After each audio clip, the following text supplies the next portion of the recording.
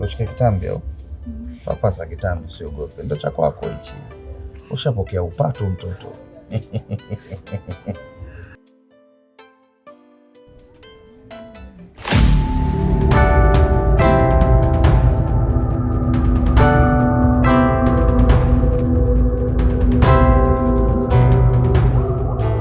Unakimbia nini mpumbavu wewe? Kama mwanamke kweli umekamilika, simama. Yaani unanitania mimi? Bwana unamtaka afu unakimbia. Simama ugombanie goli kama mwanamke kweli umekamilika. Kwa taarifa yako, popote nitakapokutana mimi na wewe, tunazipanga. Ndio utajua mimi kidao upepo. Mbwa wewe.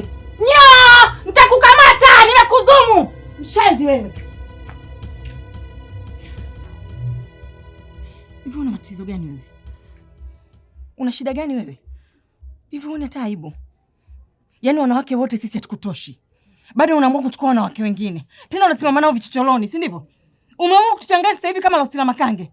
Kutwa tunakunywa miazuma. Kutwa tunatibia UTI, alafu bado unataka utuletee ukimwi tu, si ndivyo? Mbona mimi najitoa sana kwako? Nimekukosea nini kwani? Kwani una aibu wewe? Nikupeni mbona mimi najitoa sana kwako? Msikiliza bwana, unipe, unataka unipe nini sasa wewe? Hii ni kama daladala. Umeelewa? Ukishuka Manzese, mwenzako anashuka Magomeni. Kama sio Magomeni, Tandale, utaamua wewe ushuke wapi. Hii bandika bandua inaitwa hii. Kapa anapambania kombe na msaundisha mtoto, kesho anapokea upatu ujue mtoto huyu.